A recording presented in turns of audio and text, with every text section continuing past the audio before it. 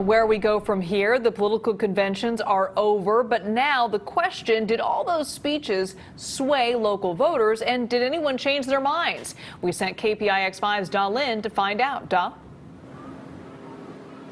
Liz, talked to a lot of folks today. At least here in the Bay Area, it seems a lot of folks have kind of made up their mind about who to vote for long before the Republican or the Democratic national conventions. A political analyst tells me, hey, the president is really going after those voters in the swing states to really appeal to those people's emotions.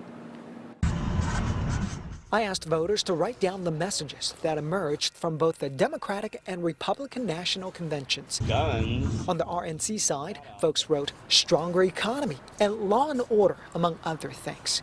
On the DNC side, health care for all, unity, and change. I think that law and order is very important in this country. I feel like they're trying to brainwash me on the things that they did that I don't think that they had anything to do with. These two old friends from Tiburon have very different political views and say their relationship works because they avoid talking about politics, except for today. One's voting for Trump, the other for Biden.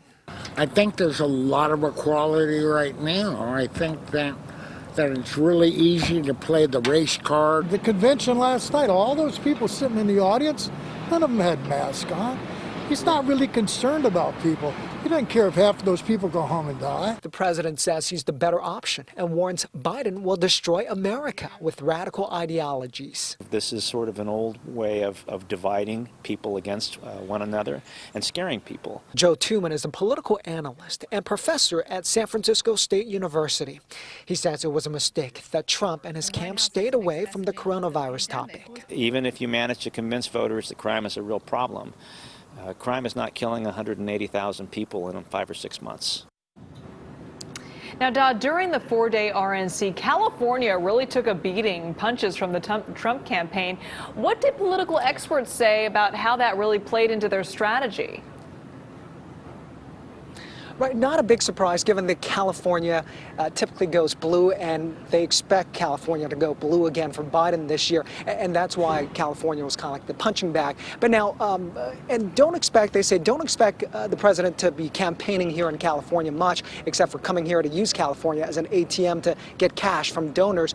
But Joe Tuman did mention that, hey, the president has to be careful because California, one, has the biggest population here in this in the union, in the U.S., but also the economy. He wants the economy to be successful. He needs California to be successful, and that's a reminder that some experts are reminding the president about that. Yeah, California is the 5th largest economy in the world, and it's just a state. Right. You can't ignore that.